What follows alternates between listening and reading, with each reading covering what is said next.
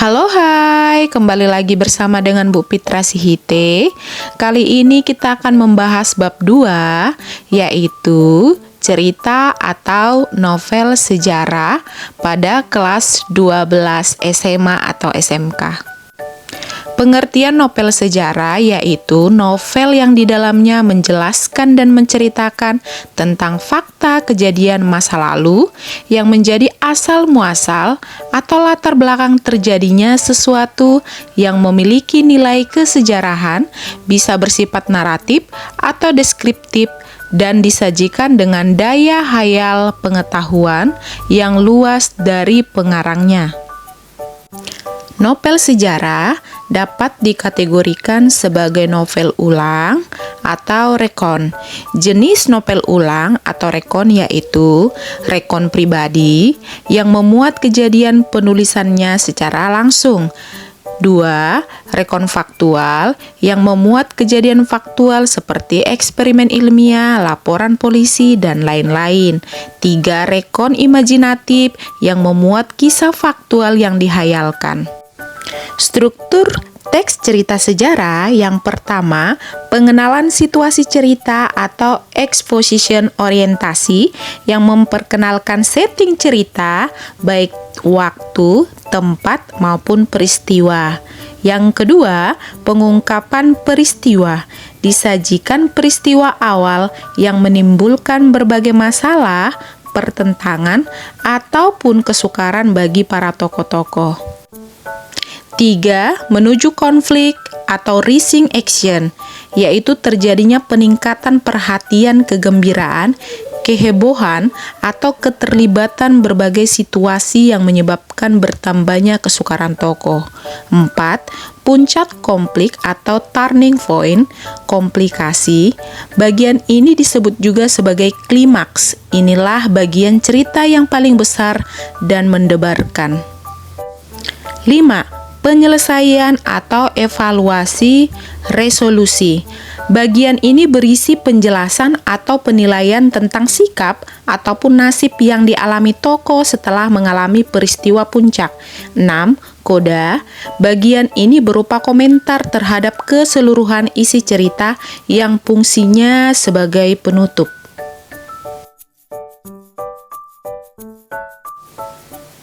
Kebahasaan teks cerita atau novel sejarah. 1. Menggunakan banyak kalimat bermakna lampau, contoh menggunakan kata telah. 2. Menggunakan kata yang menyatakan urutan waktu atau konjungsi kronologis, temporal seperti sejak saat itu, setelah itu, kemudian. 3. Menggunakan banyak kata kerja yang menggambarkan suatu tindakan atau kata kerja material. 4. Menggunakan kata kerja yang menunjukkan kalimat tidak langsung. 5.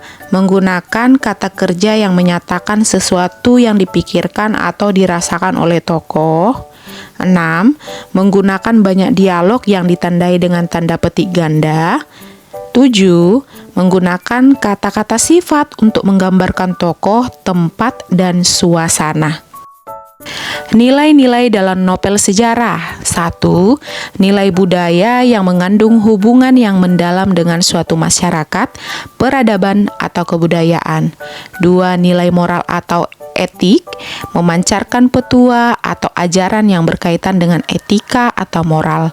Nilai agama yang berkaitan dengan nilai-nilai agama. Nilai sosial berkaitan dengan tata pergaulan antara individu dan masyarakat. 5. Nilai estetis tentang keindahan.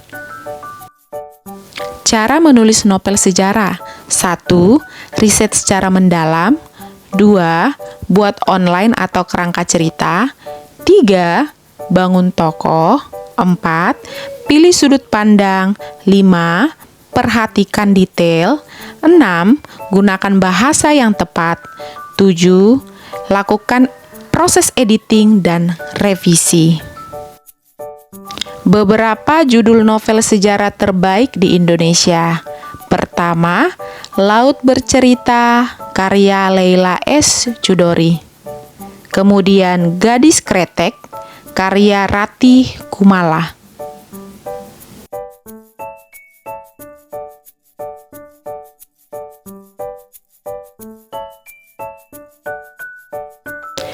Ketiga, Amba, karya Laksmi Pamunjak. Keempat, Orang-orang Proyek, karya Ahmad Tohari. Selanjutnya, Tetralogi, karya Pramudia Anantatur. Max Havelaar, karya Multatuli. Ronggeng Duku Paruk, karya Ahmad Tohari. Halaman terakhir, karya Yudi Herwibowo.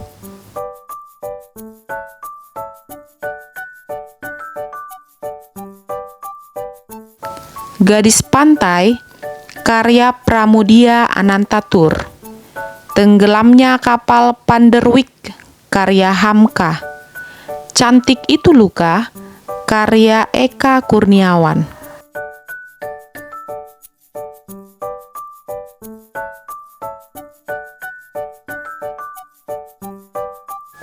Agar lebih paham, mari saksikan video berikut. Film ini diangkat dari novel sejarah berjudul Tenggelamnya Kapal Panderwick, karya Hamka.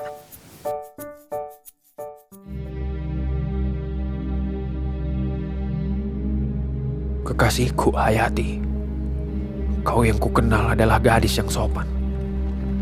Bunga suci batipu, kekasih hatiku yang melepasku di ujung jalan. Maafkan saya Hayati, jika berbicara terus terang.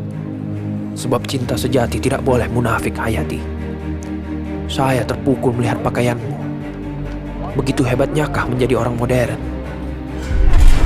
Dan kekayaan itu belum pernah kuberikan kepada orang lain. Walaupun kepada Aziz. Kekayaan itu ialah kekayaan cinta. Demikianlah perempuan. Dia hanya ingat kekejaman orang kepada dirinya walaupun kecil. Dan dia lupa kekejamannya sendiri pada orang lain padahal begitu besarnya.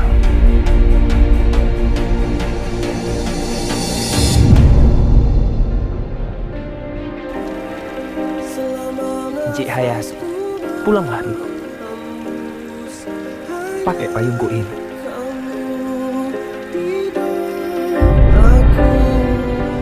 Khayal dongeng dalam kitab saja. Kau limpapi rumah dan kadang. Zainuddin tidak bersuku.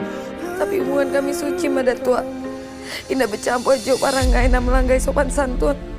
Engkaulah Zainuddin yang akan menjadi suamiku kelak. Bila tidak di dunia, kaulah suamiku di akhirat. Hati cantik sekali. Gaun ini indah hati pakai.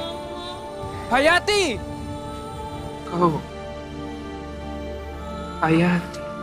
Zainuddin, Engku Zainuddin. Ini bukanlah perkawinan harta dan kecantikan. Sayalah yang telah mengambil putusan untuk bersuami Uda Aziz. Hei, kekasihku. Keluar kau semuanya, pergi kau semuanya. Awak kenal anak muda dari Padang yang kerja di Batavia. Katanya dia kerja di penerbitan koran. Nanti ku kirimkanlah bubahan-bubahanku ke sana. Selamat ya, buku-buku kita terjual semuanya. Beliau punya penerbitan surat kabar di Surabaya. Tak menentu arah dan tujuan, menunggu karma membalasmu. Membaca terus. Suami pulang tak disambut, malah tidur. Tinggal itu yang hati punya, dah malu kita pulang nanti. Tak sudah kembalikan. Kenapa dah? Udah bilang kita mau memulai hidup baru.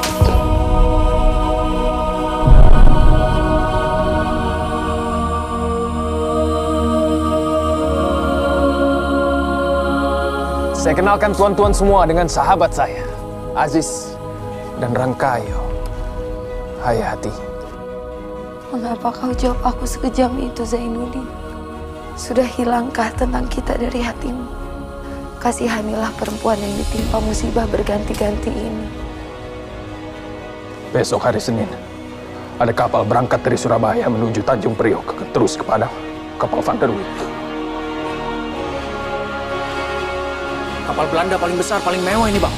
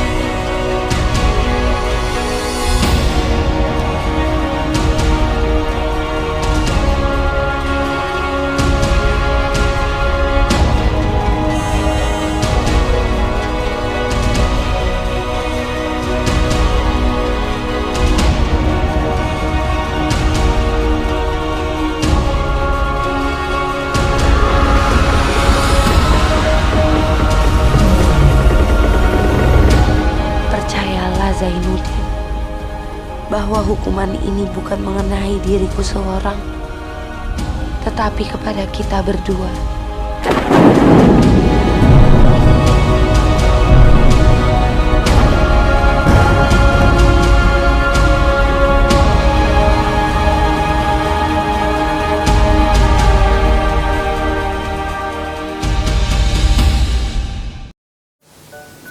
Novel Tenggelamnya Kapal Panderwick bercerita tentang kisah cinta antara Zainuddin dan Hayati, dua remaja yang saling jatuh cinta tetapi terhalang aturan adat Minangkabau. Zainuddin adalah anak dari pendekar sultan yang berasal dari Minangkabau dan Daeng Habibah seorang wanita Makassar.